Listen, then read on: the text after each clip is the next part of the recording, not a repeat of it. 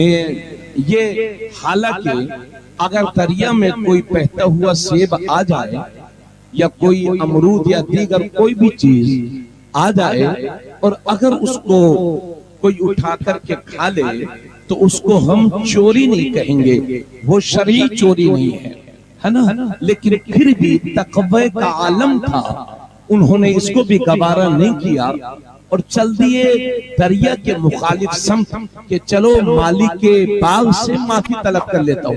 पहुंचे, कहा किसका बाग है? सैयद अब्दुल्ला सोमई का बाग है। उनके पास पहुंच गए, कहा हुजूर ऐसा लगता है कि आपके बाग के एक दरख्त का गिरा हुआ ये सेब दरिया में बहते हुए गया था और मैंने उसको उठा करके खा लिया, हुजूर माफ कर दीजिए। तो हजरत, चोर चोर को पहचानता है, डाकू डाकू को पहचानता है, वली वली को नहीं पहचानेगा। सुभान अल्लाह, वली को वली पहचान गया और समझ लिया कि जिसकी जवानी के तकवे का ये हाल है उसके बुढ़ापे में तकवे का आलम क्या होगा। समझ गए बच्चा कितना मेयारी है। कहा बेटा माफ कर दो। कहा हुजूर, कहा ठीक है माफ कर दूंगा, लेकिन 12 साल तक मेरे बाग की रखवाली कीजिए। एक सेब को माफ कराने के लिए 12 साल बाग की रखवाली करने के लिए तैयार हो गए। और जब 12 साल बाग की रखवाली करते करते गुजर गए, मुकम्मल हो गए, तो कहा हुजूर अब तो माफ कर दीजिए। कहा अब भी नहीं माफ करूंगा, मेरी एक शर्त है, तुम उससे कबूल कर लो, उसके बाद तुमको माफ कर दूंगा, वरना तो माफ नहीं करूंगा। कहा हुजूर वो क्या शर्त है? कहा हुजूर वो शर्त ये है, ए बेटे ए नौजवान, वो शर्त ये है कि मेरी एक बेटी है, तुम्हें उससे शादी करना है। और सुनो, जिस बेटी के साथ, मेरी बेटी के साथ तुम्हारा निकाह होगा, वो मेरी बेटी आंखों से अंधी है, कानों से बहरी है, हाथों से लुंजी है, पैरों से लगड़ी है, वो बोल नहीं सकती, वो देख नहीं सकती, वो सुन नहीं सकती, वो चल नहीं सकती, उससे तुम्हारा निकाह होगा। कहा मंजूर है कि नहीं? बड़े चक्कर में पड़ गए कि यहाँ तो मैं सेब माफ कराने के लिए आया था, मेरी शादी। कहा हुजूर उसके बगैर चारा नहीं? कहा नहीं, जब तक मेरी ये शर्त मंजूर नहीं करोगे मैं तुम पर सेब बख्शने वाला नहीं हूँ, सेब माफ नहीं करूंगा। बगैर देखे ही हाँ कर लिया। क्या? और फरमाए, बीवी को देखा भी नहीं, बगैर देखे हाँ कर लिया। तो ये है गौसे आजम के वालिद, जिन्होंने निकाह से पहले बीवी को देखा भी नहीं और बगैर देखे हाँ कर लिया। और ये हैं हम कि 10-10 जगह लड़कियां देख करके भी तबीयत में सुधार नहीं आ रहा।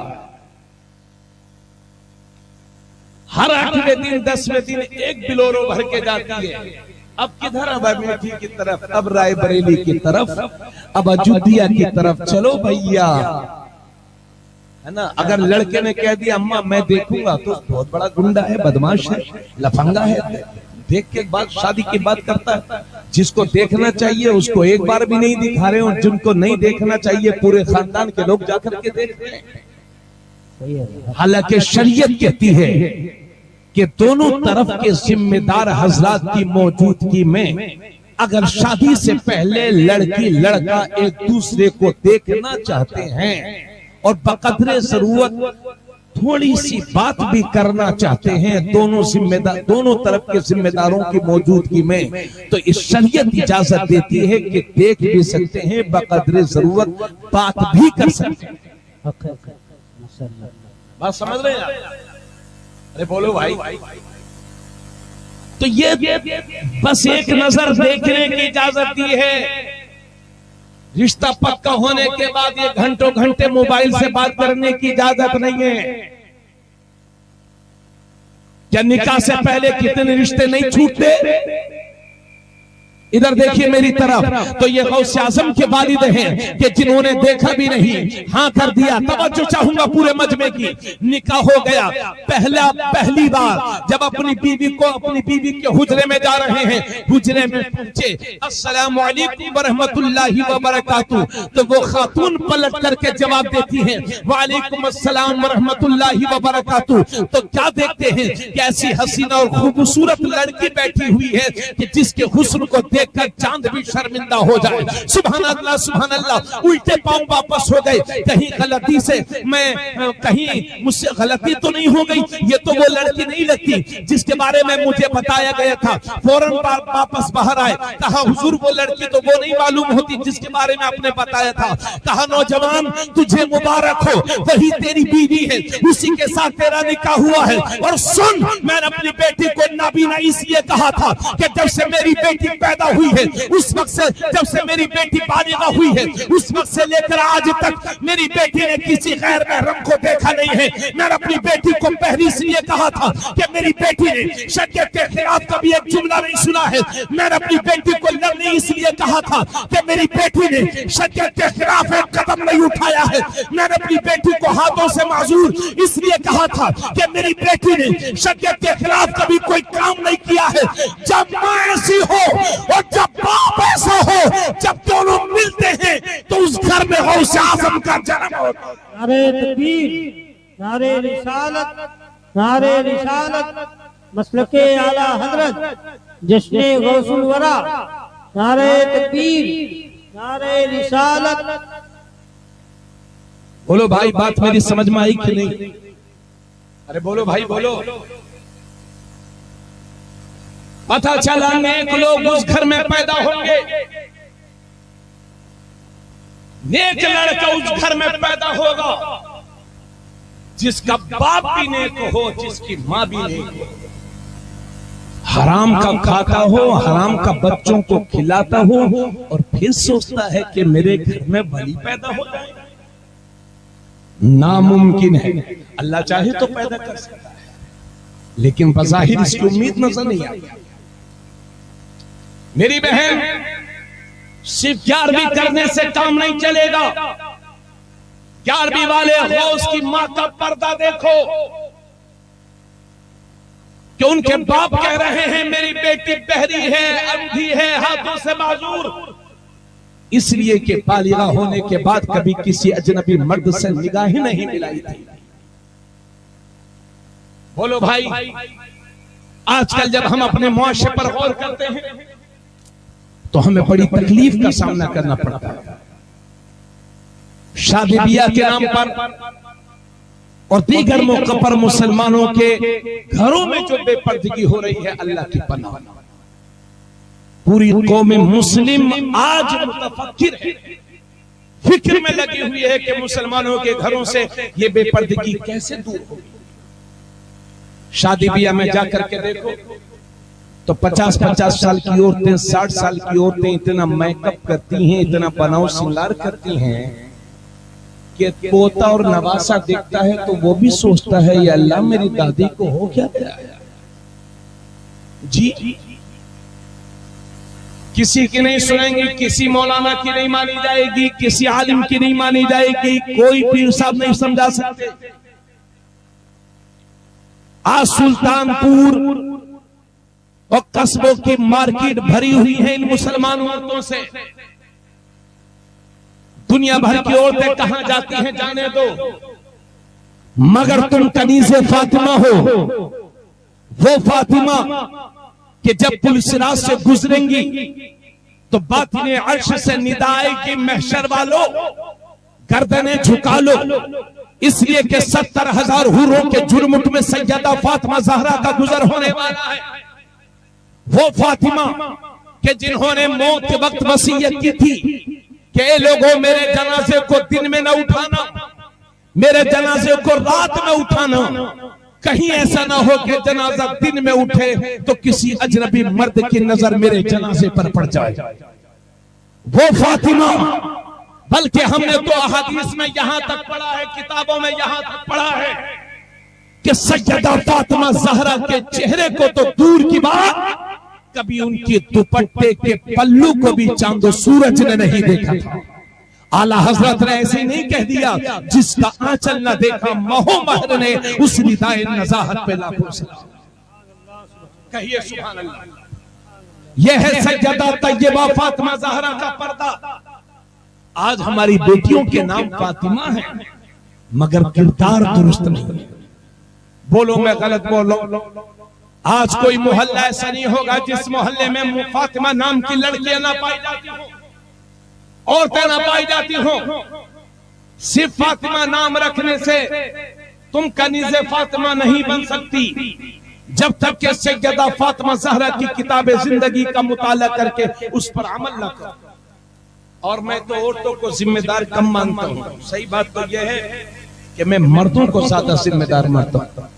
जिस घर की औरतें टहलती घूमती हैं, बेपर्दगी के साथ रहती हैं, उसमें औरतों का हाथ कम, उस मर्द का हाथ ज्यादा होता है। जो मर्द तो कहलाता है लेकिन हकीकी मर्द है नहीं। जी, ये औरतों की ढील है जो आज हमारे मर्दों की ढील है जो आज हमारे घरों में बेपर्दगी लाई जाती है। आओ जरा तवज्जो फरमाए, एक अजीब सिस्टम और भी है आज। जब तक गरीब होते हैं, बाज लोगों की आदत है, जब तक गरीब है तो घर में पर्दा हो रहा, और जैसे ही अमीर हुए तो मियां सेठ जी की बोली बदल गई। जब तक गरीब थे उनकी घरों की औरतें बुर्का पहन रही थी, पर्दा कर रही थी, मगर जैसे अब ये सेठ हो गए, अब इनके घर की औरतें लुलु मॉल में टहल रही हैं, क्योंकि वो मॉडर्न हो चुकी है। बोलो बोलो, सेठ जी के दिमाग खराब हो गए। अब सेठ जी कह रहे हैं कि दिल का पर्दा नहीं होता, आंखों का पर्दा नहीं होता, बल्कि दिल अच्छा होना चाहिए, दिल का पर्दा होता है। और उल्टी खोपड़ी के सेठ, तू सेठ होगा अपने घर का, मगर शरीयत में अकल के घोड़े ना दौड़ा। इसलिए कि दुनिया के सारे सेठों कान खोल के सुन लो, शरीयत तुम्हारी मोहताज नहीं है, तुम शरीयत के मोहताज हो। इसलिए किसी सेठ के सोच से शरीयत नहीं चलेगी। आओ सीखो अपने नबी से। और ये कोई किस्सा कहानी की किताब नहीं, ये तिरमिज़ी शरीफ की हदीस है। तवज्जो से सुनना मेरी बहन, मेरे नबी की दो बीवियां हैं, एक का नाम है हजरत उम्मे सलमा और दूसरी का नाम है हजरत ज़ैनब। मेरे नबी की दोनों बीवियां मेरे नबी की खिदमत में है, तशरीफ फरमा है, मेरे नबी के साथ में है। इतने में एक सहाबी है जिनका नाम है हजरत अब्दुल्ला इब्ने मक्तूम, जो नाबीना सहाबी थे। वो सामने से चले आ रहे हैं मेरे नबी के घर की तरफ। जब मेरे नबी ने देखा कि अब्दुल्ला इब्ने मक्तूम आ रहे हैं तो अपनी दोनों बीवियों से फरमाया, पर्दे में हो जाओ, हिजाब कर लो, आड़ कर लो, पर्दे में हो जाओ, पर्दे में हो जाओ, हिजाब कर लो, आड़ कर लो। अब्दुल्ला इब्ने मक्तूम आ रहे हैं, पर्दे में हो जाओ। तो हजरत उम्मे सलमा से रहा ना गया, अर्ज करती है, या रसूल अल्लाह, ये अब्दुल्ला इब्ने मक्तूम ही तो हैं, ये तो नाबीना है, ये हमें देख थोड़ी रहे हैं। तो मेरे नबी फरमाते हैं, उम्मे सलमा, अगर ये तुम्हें नहीं देख रहे हैं तो तुम तो इनको देख रही हो। जब मेरा नबी 1400 साल पहले अपनी बीवियों को एक नाबीना सहाबी से पर्दे का हुक्म दे रहा है, तो क्या 1400 साल के बाद भी हमारी बहन बेटियां आंखों वालों से पर्दा नहीं करेंगी? इसी बेपर्दगी ने कितने घर उजाड़ दिए। वो रमजान शरीफ में मेरठ में एक हत्याकांड हुआ था। एक औरत ने अपने आशिक से मिलकर के अपने शोहर को लंदन से बुलवाया और टुकड़े करके उसके बाद उसे ड्रम में पैक कर दिया।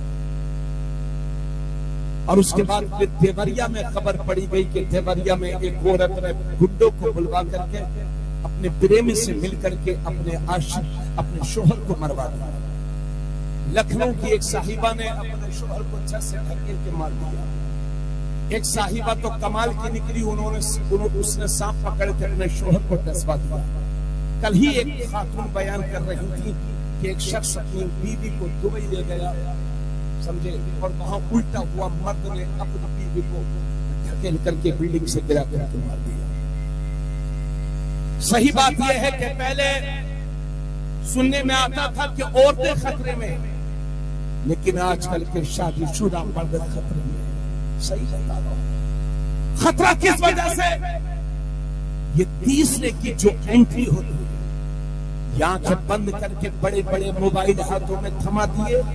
सुन लो मेरी बात, ये दर्द दिल है, शायद कि महसूस करो।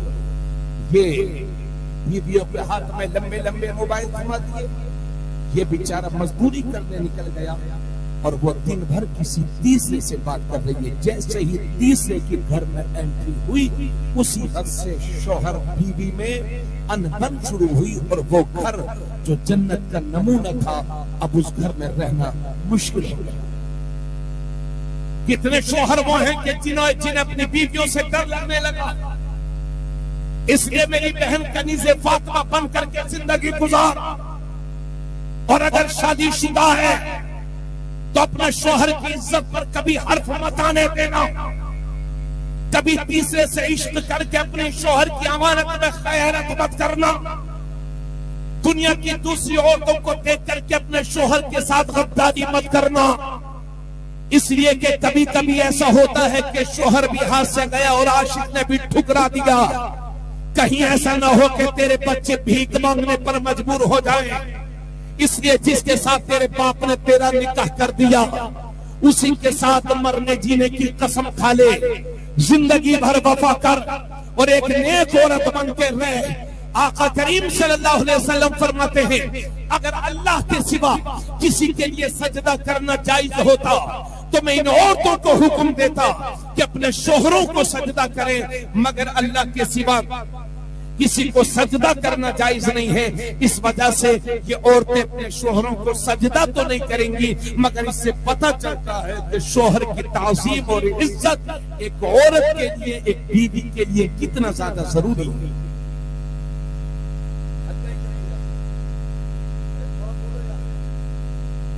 मैं सही बोल रहा हूँ,